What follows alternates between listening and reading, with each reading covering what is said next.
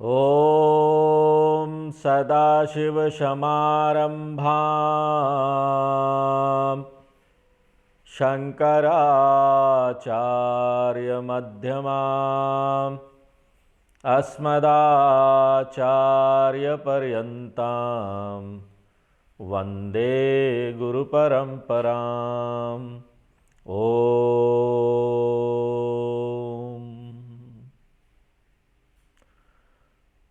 10वें अध्याय में विभूति योग में पहले 1 से 3 नंबर श्लोक में भगवान ने विषय का परिचय दिया। 4 से 7 नंबर श्लोक में भगवान ने ईश्वर स्वरूप के बारे में बताया। अब 8 से 11 नंबर श्लोक में भगवान विराट भक्त के बारे में बता रहे हैं। एक विराट भक्त ऐसा होता है कि वो हर समय हर जगह पर भगवान को देखता है, और वो हर समय इसीलिए क्योंकि वो देख पाता है विभूति के रूप में भगवान को हर जगह हर चीज़ में, तो भगवान को कभी भुलाता नहीं है। भगवान के साथ जो उसका संबंध है उसको कभी भुलाता नहीं है। हर समय उसका जीवन भगवान से कनेक्टेड है। क्योंकि देखिए यहाँ पर हमारा जो जीवन है, इतने सारे संबंध हमने जो बनाए हैं यहाँ पर बहुत अच्छे हैं, बहुत सुंदर है। उन संबंधों को याद रखिए, उनके साथ प्रेम कीजिए, उनको सेवा दीजिए, बड़े अच्छे संबंध है। लेकिन ये सारी चीज़ें करते हुए भगवान को भी याद रखना है। इन सब चीज़ों में अगर हम भगवान को भुला देते हैं तो फिर वो सारे संबंध आपके लिए बंधन बन जाते हैं।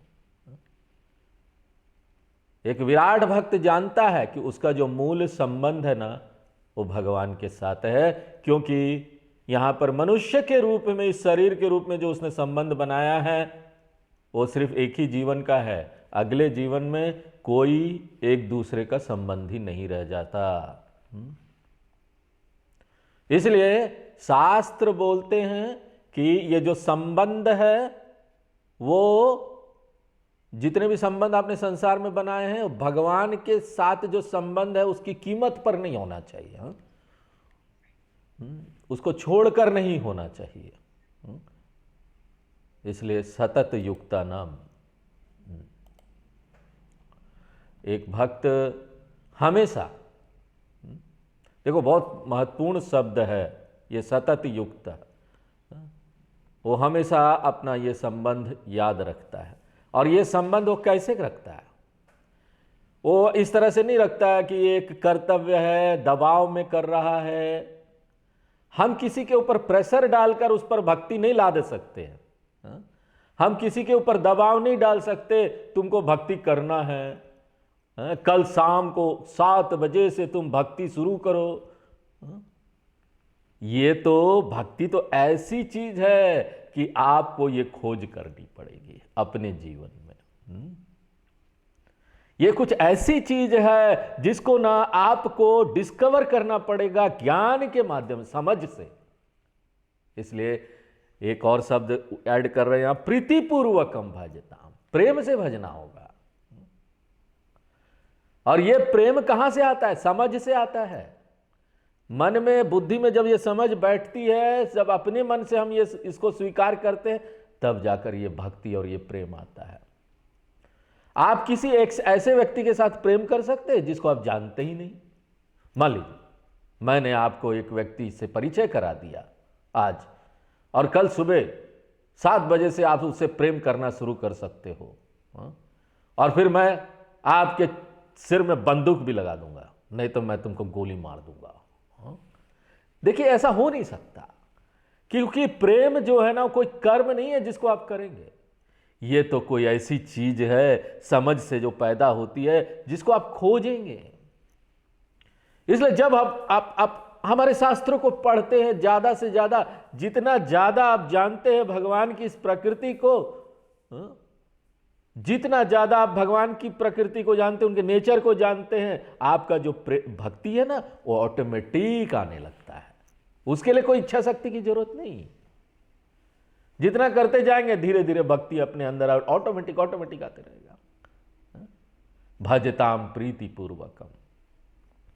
और ये भक्ति के कई स्तर है, हमने आपको पहले भी बताया था 7वें अध्याय में। शुरू में हम भगवान को कैसे देखते हैं, ये साधन है, भगवान हमको सब कुछ प्राप्त कराएंगे यहाँ पर। हम खूब पूजा करते हैं, भगवान हमको ये चीज दे दो, हमको वो चीज दे दो। ये सबसे निम्न स्तर का भक्ति है। इसको बोलते हैं बिजनेस भक्ति, कॉन्ट्रैक्ट भक्ति। हम भगवान के साथ कॉन्ट्रैक्ट करते हैं, भगवान देखो हम तुमसे प्रेम करते हैं ना, तुम्हारा पूजा करेंगे, तुमको भजेंगे, इसलिए भगवान हमको ये चीज देना। ये प्रेम किसके कारण है, कुछ मिलेगा। और वो भी हम इतने स्वार्थी हो जाते हैं कि पहले कुछ नहीं देते भगवान को। बोलते भगवान पहले तुम हमको ये दिलवा दो चीज, उसके बाद देखो हम साइड में ना आपके लिए इतना रुपए रखे हुए हैं, ये रुपए हम चढ़ा देंगे हुंडी में। क्योंकि देखिए उसको लगता है ना कि कहीं चीटिंग ना हो जाए, हम सब भगवान को पैसा उसा दे दे, उसके बाद भगवान हमको जो चाहिए वो दे ही ना। क्योंकि हम चीटेड फील नहीं करना चाहते, हम नहीं चाहते ना कि हमको किसी ने चीट कर लिया हो जीवन में। और यही बात हम भगवान के साथ भी करना चाहते हैं। नहीं भगवान जी आप ना हमको ना एडवांस में हम आप कुछ नहीं देंगे, आप हमारा जॉब कंप्लीट कर दीजिए, जो भी हमने बोला है वो हो जाए, उसके बाद मैं आपको ये चढ़ावा चढ़ाऊंगा। ये बिजनेस लव है, भगवान के साथ हम बिजनेस कर रहे हैं। ऐसा जो भक्त है ना वो मंद भक्ति करता है। दूसरे स्तर का भक्त कौन है, जो भगवान को ही साध्य देखना शुरू करता है, साधन नहीं है भगवान। क्योंकि उसको ये बात समझ में आ गई कि भगवान यहां पर पूर्णत्वम का प्रतीक है। और एक बार हम उस पूर्णत्वम को समझ लिए, ये समझ लिए कि हमारा जीवन का लक्ष्य जो है वो आत्मसंतुष्टि है, तो इसको बोलते हैं कि वो व्यक्ति जो है ना मध्यम भक्ति कर रहा है, अव्यभिचारिणी भक्ति। और इस तरह का भक्ति ये लोग जो ये भक्त लोग है ना वो इसका आनंद लेते, इस तरह का भक्ति का। प्रीति पूर्वकम, भगवान को ही अपना साध्य मानते हैं कि हमको भगवान प्राप्त करना है, यहां जीवन की और दूसरी चीजें वो सारी चीजें नहीं प्राप्त करनी।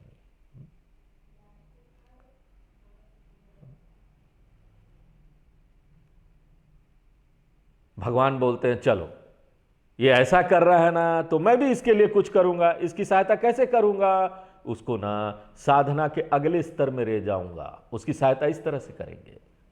और अगले स्तर का भक्ति क्या है, एक रूप भक्ति से अनेक रूप भक्ति में आ गए।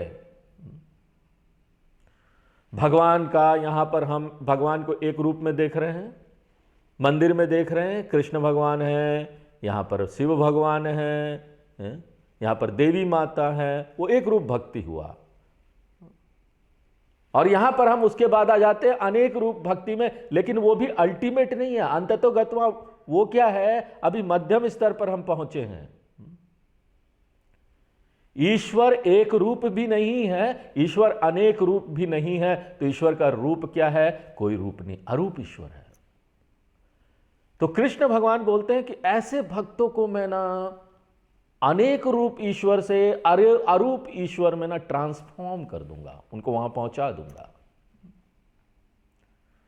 विराट ईश्वर भक्ति से निर्गुण ब्रह्म में आ जाएगा। और निर्गुण ब्रह्म में कैसे आ सकता है, एक ही तरीका है, वो है ज्ञान योग, उसको ये ज्ञान प्राप्त करना पड़ेगा। निर्गुण ब्रह्म की खोज हम ज्ञान योग से ही कर सकते हैं। इसलिए कृष्ण भगवान बोलते हैं कि ना हम तुम्हारे जीवन में ज्ञान योग ले आएंगे, ददामि बुद्धि योगम था। बुद्धि योग यानी ज्ञान योग। और ज्ञान योग का क्या मतलब है, हम यहां खोज लेंगे कि ईश्वर जो है ना उसका कोई रूप नहीं है। बुद्धि योगम अहम ददामी, यानी कि हमको वेदांत का श्रवण मनन और निधिध्यासन करने का मौका मिल जाएगा। भगवान वो मौका हमको दे देंगे, भगवान हमारा ऐसा वातावरण बना देंगे हमारे मन को शांत करके। और ये करने से वो क्या प्राप्त कर लेंगे? ये न माम उपयांति ते, ये ज्ञान योग करके वो अंततो गत्वा मेरे पास पहुंच जाएंगे, मुझ में मिल जाएंगे, जो कि एक रूप भी नहीं है, अनेक रूप भी नहीं है। अंततो गत्वा मैं क्या हूं? निर्गुण ब्रह्म, अशब्दम अस्पर्शम अरूपम अव्ययम तथारसम नित्यम अगंधवच्यत, कठोपनिषद में बोलते हैं।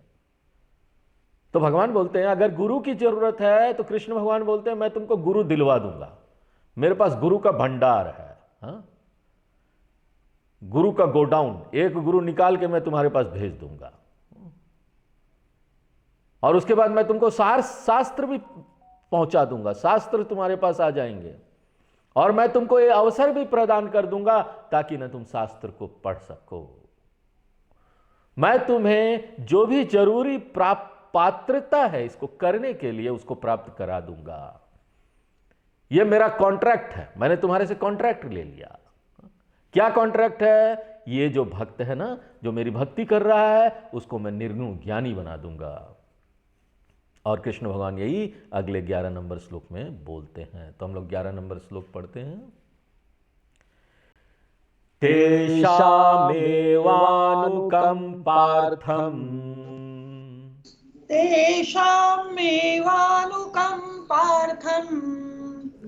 अहम अज्ञानजं तमः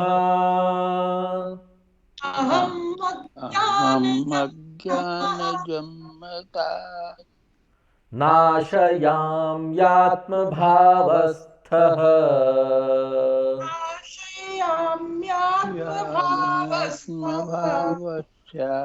ज्ञानदीपेन भास्वता।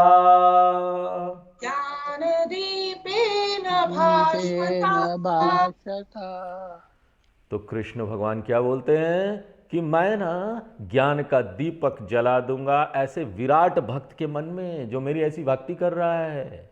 ये जो विश्व रूप भक्त है उसके मन में मैं ये ज्ञान का दीपक जला दूंगा। और किस चीज का ज्ञान? ईश्वर का ज्ञान। किस तरह का ईश्वर? कोई एक रूप या अनेक रूप ईश्वर नहीं, किंतु अरूप निर्गुण ईश्वर का ज्ञान। अहम ब्रह्मास्मि इति ज्ञानम, अद्वैत ज्ञानम, यही ज्ञान का दीपक है। अद्वैत ज्ञान का दीपक जला दूंगा उसके मन में। और किस तरह से ये ज्ञान का दीपक जलाएंगे? कोई क्या स्पेशल मैच बॉक्स है?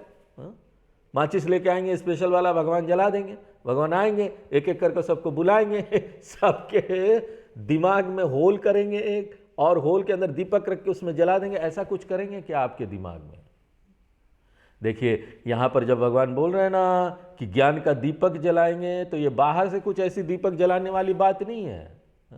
क्योंकि ज्ञान जो है कुछ ऐसा कर्म नहीं है जो बाहर से कोई करेगा और आपको आ जाएगा। सिर्फ यही ज्ञान नहीं, कल्पना कीजिए एक फिजिक्स का प्रोफेसर है, फिजिक्स का टीचर है, उसको स्टूडेंट के मन में फिजिक्स के ज्ञान का दीपक जलाना है, तो वो क्या करेगा? क्या वो कोई दीपक लाके जला देगा क्या? या फिर सबको एक एक करके बुलाएगा और उसके सिर को छू देगा, कोई स्पर्श दीक्षा दे देगा या कोई दर्शन दीक्षा दे देगा? कि वो आंखों में देखे, स्वामी जी के पास गया, मैंने आंखों में देखा, मुझे ज्ञान मिल गया। या फिर मैं फिजिक्स या जो केमिस्ट्री है उसके प्रोफेसर के पास गया और उसने अपने आंखों से मुझे देखा, आंखों से मुझे ज्ञान ट्रांसफर कर दिया। ऐसा कुछ हो सकता है क्या? सडनली अचानक एक ज्ञान आ गया। या फिर एक शिष्य है, वो रोज आकर कॉलेज में अपने केमिस्ट्री के टीचर का पाद पूजा करेगा, फूल डालेगा, रोज करेगा, ओम टीचराय नमः। ऐसा कुछ होगा क्या? अगर एक फिजिक्स के टीचर को स्टूडेंट के मन में ज्ञान का दीपक जलाना है, फिजिक्स के नॉलेज का दीपक जलाना है, तो उसका तरीका एक ही है और कोई नहीं है। और क्या है? कंसिस्टेंट, बिना किसी गैप के सतत सिस्टमैटिक टीचिंग होना चाहिए, व्यवस्थित अध्ययन होना चाहिए। ऐसा नहीं होना चाहिए कुछ वहां से पढ़ लिया, कुछ वहां से पढ़ लिया, कुछ वहां सुन लिया, कुछ यहां सुन लिया।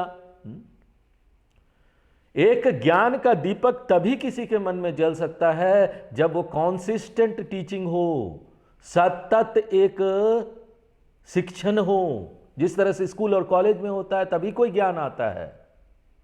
ये भी ज्ञान है, आत्मज्ञान कोई जादू नहीं है, कोई चमत्कार नहीं है, आत्मज्ञान नाम ही है उसका ज्ञान। इसलिए इसको भी वैसे ही पढ़ना पड़ेगा हमको। एक कॉन्सिस्टेंट टीचिंग, एक सतत टीचिंग, और विद्यार्थी को भी ना सतत उसको सुनना पड़ेगा। तो ये जो है ना व्यवस्थित रूप से जो शिक्षा दिया जाता है, इसको बोला जाता है क्या? ज्ञान का दीपक जला दिया। और कब तक ये शिक्षा देना चाहिए? जब तक एक विद्यार्थी इसको अच्छी तरीके से समझ न ले, उसके मन में सारे संशय, थोड़ा भी संशय नहीं होना चाहिए कि वो आत्मा है, अहम ब्रह्मास्मि, थोड़ा सा भी शक नहीं होना चाहिए। तो कृष्ण भगवान बोल रहे हैं कि मैं ये ज्ञान का दीपक ऐसे भक्त के मन में जला दूंगा।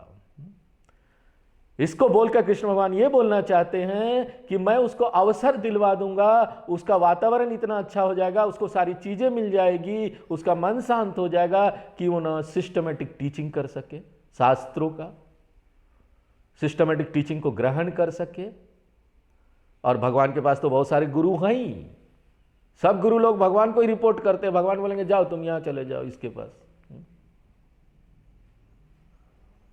और गुरु नहीं होंगे ना तो भगवान खुद ही आ जाएंगे, जैसे अर्जुन के लिए आ गए। तो अर्जुन जब खुद तैयार हो गया, उसके मन में एक शिष्यत्व भाव आ गया, वो लाचार हो गया चारों तरफ से, वो जानना चाहता था, वो तीव्र इच्छा जब आ गई ना, तो कृष्ण भगवान खुद ही प्रकट हो गए टीचर के रूप में। और कृष्ण भगवान ने कोई शॉर्टकट नहीं अपनाया ज्ञान देने के लिए अर्जुन को, कि कोई थोड़ा सा शॉर्टकट में ज्ञान आ जाए। अगर ऐसा होता तो वो 2 लाइन बोल के अर्जुन अहम ब्रह्मास्मि बोल दो, तुम हो, खत्म कहानी वहां पर हो जाता।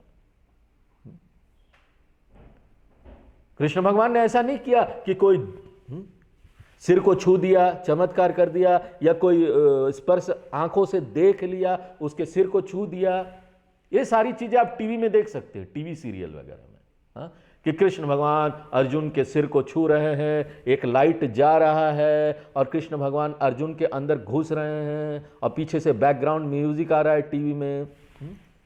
लेकिन सचमुच का जीवन में अगर ज्ञान चाहिए तो आप ऐसा नहीं कर सकते। कृष्ण भगवान ने ऐसा कोई शॉर्टकट मेथड ज्ञान का अर्जुन को नहीं दिया। क्यों? क्योंकि कृष्ण भगवान को पता था कि सिर्फ एक ही वन कट ही है, कोई शॉर्टकट नहीं, कोई लॉन्ग कट नहीं। और क्या वन कट मेथड है? सिस्टमेटिक कम्युनिकेशन होना चाहिए, 1 बाय 1 अध्याय, 1 चैप्टर, 2 चैप्टर, 3 चैप्टर, 4 चैप्टर, वो मैं करूंगा और मैं तुम्हें गुरु भी दिलवा दूंगा, इसलिए चिंता मत करो। और ये सब मैं कैसे करूंगा? करुणा से। कृष्ण भगवान बोलते अनुकंपार्थम, अनुकंपा यानी कंपैशन, करुणा। ये करुणा से मैं तुमको आचार्य दे दूंगा, और करुणा से मैं तुमको ऐसा बना दूंगा कि तुम सिस्टमेटिकली सुनने लगोगे, श्रवण करोगे। मैं ऐसा कर दूंगा कि तुम श्रवण मनन निधिध्यासन करो और जाकर तुम्हारे बुद्धि में एक ज्ञान का दीपक चल जाए। आत्मभावस्थः। और ये मैं कैसे करूंगा? तुम्हारे मन में रहकर, आत्मभाव, एक स्टूडेंट के माइंड में रहकर। और भगवान के लिए वो कोई समस्या नहीं है। क्यों? भगवान सब जगह है। इसलिए अगर भगवान सब जगह है तो एक विद्यार्थी के मन में रहने में क्या जाता है? ऐसा रहकर मैं ये ज्ञान को पैदा कर दूंगा। और किस तरह का ये दीपक है? भावस्तः ज्ञान दीपेन। देखिए, शुरू में जब आप ये ज्ञान अपने मन में लाते हैं ना, तो शुरू में क्या होता है, वो बड़े कमजोर लौ होती है। जब वो दीपक जलता है, कमजोर लौ है। इसलिए बहुत सावधानी के साथ आपको ना वो जो लौ जला है आपके मन में, उसकी रक्षा करनी पड़ेगी। इसलिए देखिए, आप कोई दीपक जलाते हैं ना, माचिस से अग्नि आती है तो आप ना हाथ रखते, उसके चारों तरफ हवा से बुझ ना जाए। अभी थोड़ा हल्का लौ है, जब बहुत लौ बढ़ जाएगा, बड़ा अग्नि हो जाएगा, तो उसको रक्षा करने की जरूरत नहीं। लेकिन तब तक आपको अपना हाथ रखना पड़ेगा, उसको बड़ा अग्नि बनाना है, उसको आपको फैन करना पड़ेगा। और जब यही लौ बड़ा हो जाता है, पर्याप्त रूप से बड़ा हो जाता है, तो उसको प्रोटेक्ट करने की जरूरत नहीं। उसमें आप उसके बाद कोई भी ईंधन डाल दीजिए, वो सब जल जाएगा, आपको कोई ऐसा डर नहीं रहेगा। उसी तरीके से जब आप पहली बार सुनना शुरू करते हैं, श्रवण शुरू करते हैं, तो क्या हुआ? दीपक जला। अगर आप वहां छोड़ देंगे तो फिर खत्म हो जाएगा। इसलिए श्रवण करना छोड़ना नहीं है। अगर आप श्रवण के साथ ही छोड़ दिए तो आपका ज्ञान जो है ना, फीबल है, फीबल, अंग्रेजी में फीबल शब्द है, कमजोर है, कभी भी टूट जाएगा। एक जीवन में कोई घटना हो गई, कोई पीड़ादायक घटना हो गई, किसी ने कुछ बोल दिया मन में, तो जितना भी आपने ज्ञान प्राप्त किया है ना वेदांत का, वो बाहर आप फेंक देंगे, वो ये काम नहीं आ रहा बोलेंगे। इसलिए श्रवण के बाद आपको मनन करना है, नोट्स बनाइए, उसी के ऊपर विचार कीजिए, समय दीजिए। समय देना सबसे बड़ी बात है। रिवाइज कीजिए, बार बार उसको देखिए जो आपने सीखा है। और सिर्फ यह मनन ही नहीं करना, आपको निधिध्यासनम भी करना है। और एक बार ज्ञान आ गया ना दृढ़ता के साथ, तो फिर आपके जीवन में कुछ भी हो रहा है ना, बड़े बड़े पत्थर भी आ रहे हैं ना, वो आपको डिगा नहीं पाएंगे, डिगा नहीं पाएंगे, आपको पीड़ा नहीं पहुंचा पाएंगे। इसलिए भास्वत ज्ञान दीपे ना, ये पावरफुल, ये शक्तिशाली दीपक जल गया है आपके मन में ज्ञान का। और मैं क्या करता हूं? तम नाशयामी, मैं नष्ट कर दूंगा, दूर कर दूंगा आपके मन में जो भी अंधकार है अज्ञान का, जो अज्ञान से जला है, अज्ञान से जिसका जन्म हुआ है, जो आंतरिक अंधेरापन है ना, वही तो चेहरे में झलकता है ना। अगर हमारे अंदर स्ट्रेस है मन में, हमारे अंदर चिंता भरी पड़ी है बहुत सारी चीजों को लेकर, वो हमारे चेहरे पर झलकता है, बुझा बुझा सा चेहरा रहेगा। देखिए, अगर आपको पता करना है ना ये व्यक्ति संसारी है ना या असंसारी है, आध्यात्मिक व्यक्ति है कि संसारी व्यक्ति है, तो कोई जरूर उस व्यक्ति से पूछने की जरूरत नहीं, आप ऐसे ही समझ सकते हैं। आप उसका चेहरा देखकर समझ सकते हैं। अगर बुझा बुझा चेहरा है तो समझ जाइए संसारी है। और अगर आप ऐसे व्यक्ति से पूछोगे ना तुम कैसे हो, तो व्यक्ति कभी नहीं बोलेगा बहुत अच्छा है, खुलकर नहीं बोलेगा। वो क्या बोलेगा? बस चल रहा है। ये ना सबसे छोटा उत्तर है जो एक संसारी देता है। और थोड़ी देर आप उसके साथ बैठ जाइए, ऐसे व्यक्ति के साथ, और उसके साथ पूछिए कि आपका कैसा चल रहा है, जीवन क्या है। उसके बाद वो धड़ाधड़ उसके मन से जितनी बातें हैं निकलनी शुरू हो जाएगी। सब जितनी शिकायत है ना वो आपके सामने खोल कर रख लेगा, और वही सारी चीजें उसके चेहरे पर दिखाई देता है बुझा बुझा सा। तो भगवान बोलते ये जो बुझा बुझा चेहरा है ना ये खत्म हो जाएगा। और कैसा चेहरा हो जाएगा? आनंद से भरा हुआ खिलखिलाता फूल की तरह चेहरा। और ये इसलिए नहीं होगा ना कि आपकी समस्या चली गई है, समस्या वहीं रहेगी, लेकिन समस्या में ये क्षमता खत्म हो जाएगी कि वो आपको डिस्टर्ब कर सके।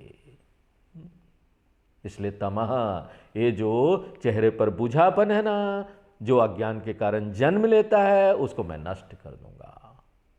संक्षेप में ये जो विराट भक्त है वो क्या बन जाएगा? ब्रह्मज्ञानी बन जाएगा। और बिना ब्रह्मज्ञानी बने ना मोक्ष या मुक्ति का प्रश्न ही नहीं उठता। ये सारे श्लोक बहुत महत्वपूर्ण है, क्योंकि बहुत सारे लोग ये सोचते हैं कि ब्रह्म ज्ञान प्राप्त किए बिना, आत्मज्ञान प्राप्त किए बिना दूसरी और भक्ति का मार्ग है। अमरनाथ यात्रा कर लो, काशी यात्रा कर लो और आप ना बच जाओगे। ये आपको पढ़ना नहीं पड़ेगा हमारा शास्त्र, भगवान में पहुंच जाओगे भक्ति से। भगवान बड़े स्पष्ट क्लियरली बोलते हैं कि यहां कोई शॉर्टकट नहीं है। आपको आज नहीं तो कल ज्ञान में आना ही पड़ेगा, ये ज्ञान प्राप्त करना ही पड़ेगा। अभी नहीं, ठीक है, कुछ और समय ले लीजिए, घूमिए फिरिए, देखिए इस संसार को, इस संसार में रहिए, परीक्षा कीजिए संसार को, क्लियरली समझ लीजिए क्या है।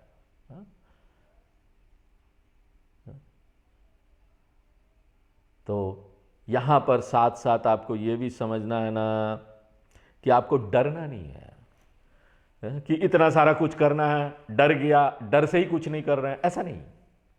अगर आप भगवान को शरणागति करेंगे ना, बहुत भक्ति होगी ना, भगवान ये सारी चीजें अपने आप आपको दे देंगे। ये सारे लोग जो आते हैं ना, आध्यात्मिक लोग हमसे मिलते हैं, शिष्य है जो नहीं है, कभी एक दो दिनों के लिए बात भी करते, वो यही बात करते हैं कि स्वामी जी जब से भगवान से जुड़ा हूं तब से मुझे आगे जो चीज चाहिए इस यात्रा में आगे बढ़ने के लिए, साधना में, वो सब मिलते जाता है। मैं इच्छा करता हूं और कुछ दिनों के बाद पता चलता है वो हो गया। मैं इच्छा करता हूं कि मुझे मुंडक उपनिषद का क्लास मिले, कुछ दिन बाद कोई गुरु शुरू कर देते हैं उसको और मैं उससे जुड़ जाता हूं। तो ये अपने आप होने लगता है। तो विराट भक्त जो है ना वो ब्रह्मज्ञानी बन जाएगा। ये सार है इस श्लोक का।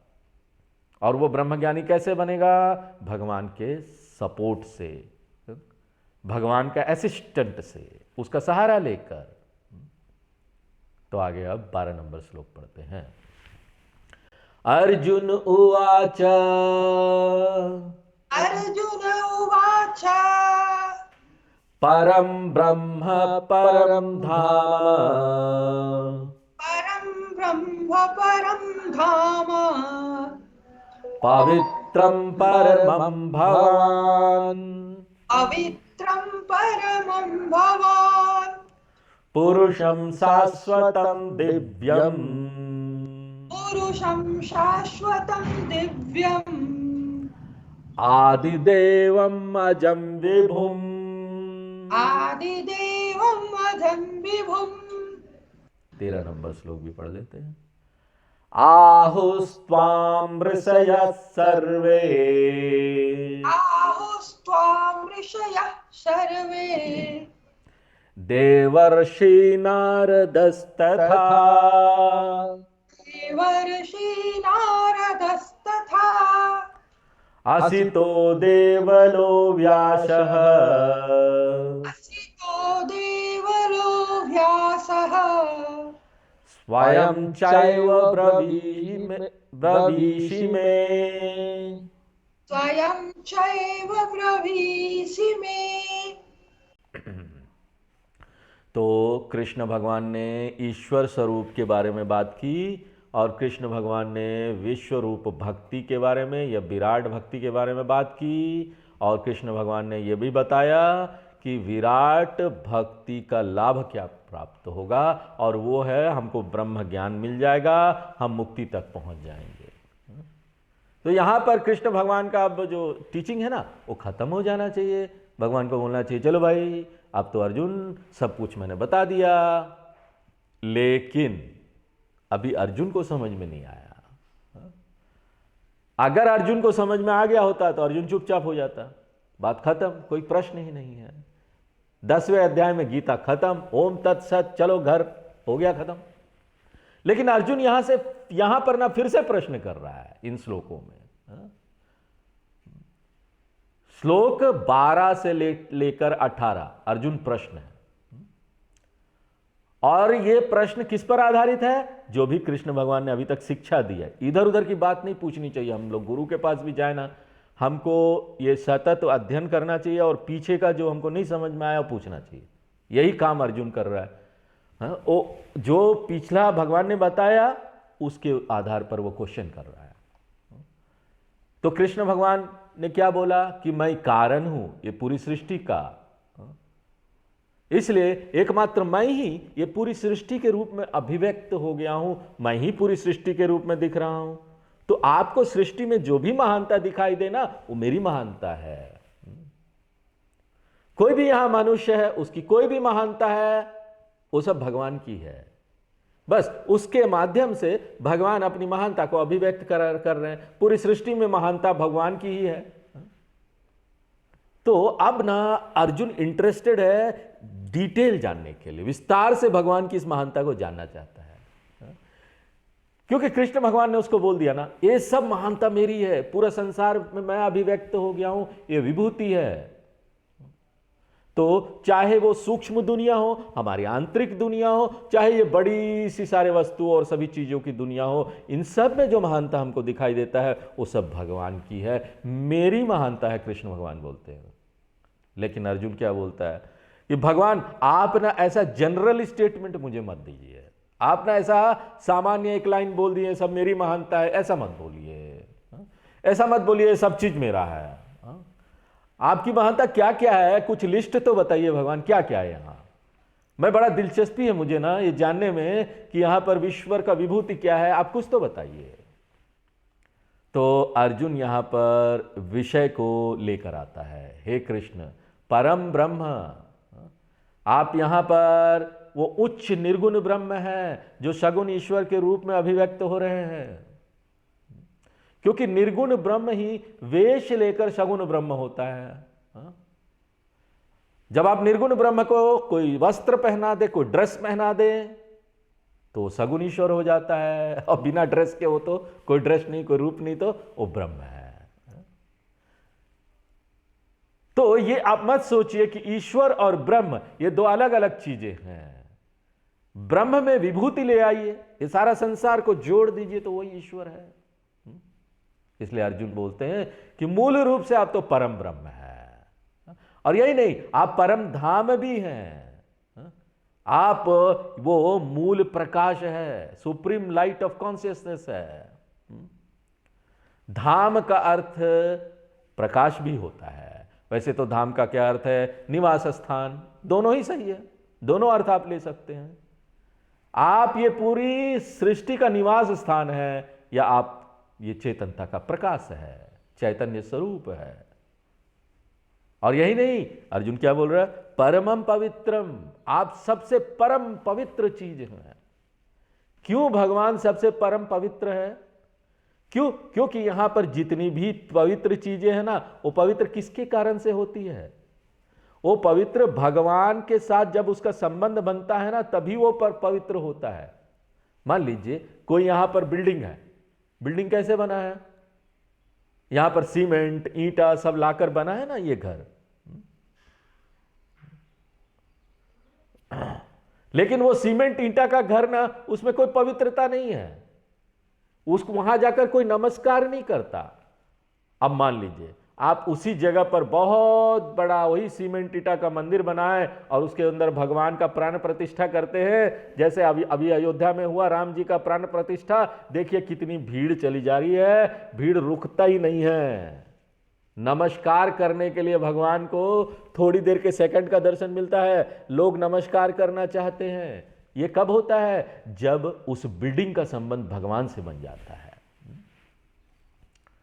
जब भगवान की प्राण प्रतिष्ठा होती है तो वही भगवान पूरे हॉल में व्याप्त हो जाता है, और वो हॉल क्या हो जाता है? होली हॉल, द पवित्र हॉल हो जाता है। तो यहां पर जो भी पवित्रता है ना, वो कहां से आया? भगवान से आया। क्यों? क्योंकि भगवान की मूल प्रकृति ही पवित्रता है, इसलिए भगवान ही सबसे ज्यादा पवित्र से पवित्र है। यहां तक कि आप साधु संतों को देखेंगे ना, उनको नमस्कार करते हैं, उनके अंदर पवित्रता है। ये इसलिए नहीं है कि वो एक साधु संत हैं, वो एक मनुष्य है। वो साधु संत कैसे बन जाते हैं? वो साधु संत इसलिए बने हैं क्योंकि उन्होंने भगवान को खोज लिया है, भगवान से जुड़ गए हैं। इसलिए अगर कोई साधु संत को भी देखे ना, उनमें पवित्रता किसकी है? भगवान की भी है, भगवान की ही है। उनसे संबंध उनका हो गया है, इसलिए अब वो पवित्र हो गए हैं। इसलिए भगवान आप पवित्र से भी पवित्र है।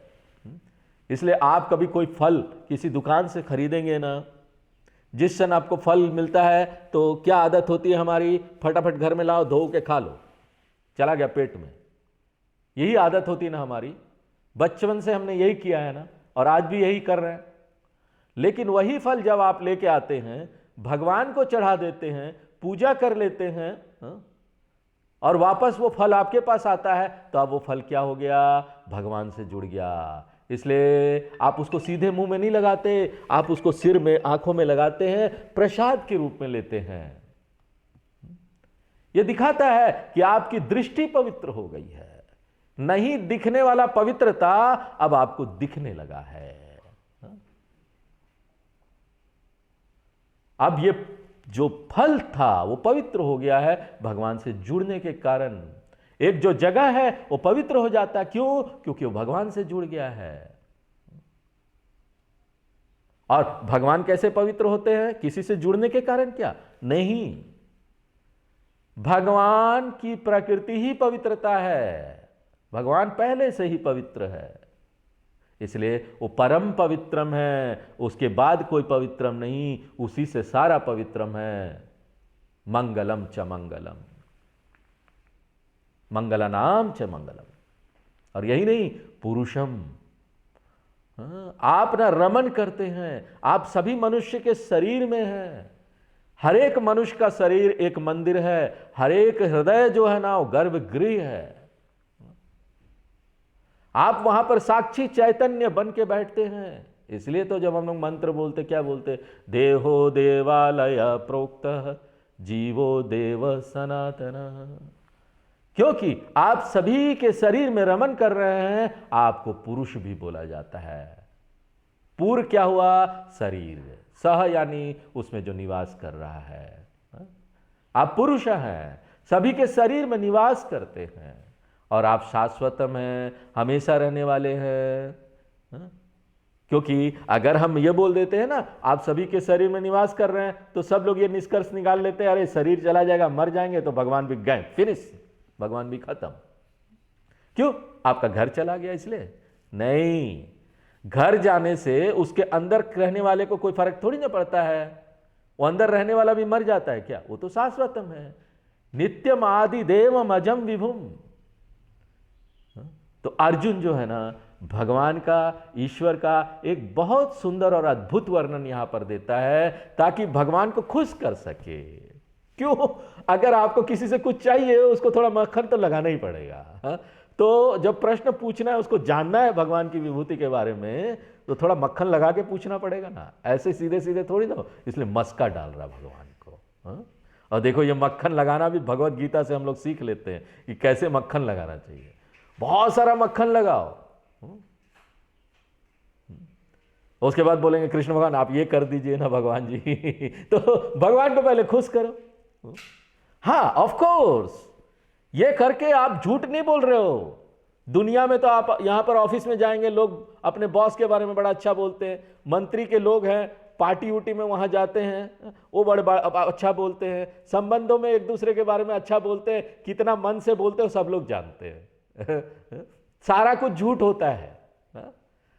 हम उसके बारे में जो बोलते हैं, लोगों के बारे में सब झूठ होता है। ये सारे लोग जो बोलते हैं आप इतने अच्छे, आप उतना वो है, इतना ये हो। लेकिन भगवान के बारे में जो हम बोलते हैं ना, वो झूठ नहीं है कि आप महान हो, आप नित्य हो, वो तो सत्य है। मस्का भी सत्य लगा के करो। यहां पर मक्खन भी सत्य बोल के करो ना, मक्खन लगाओ। क्या बात है, अर्जुन लगा रहा है। उसके बाद भगवान से अनुग्रह मांगो, उनका फेवर मांगो कि भगवान हमको ये बताइए ना, ये जानना है। भगवान बताएंगे फिर, जो कि हम लोग अगले क्लास में देखेंगे। पूर्णमदः पूर्णमिदं पूर्णात् पूर्णमुदच्यते पूर्णस्य पूर्णमादाय पूर्णमेवावशिष्यते। ओम शांति शांति शांति। हरि ओम।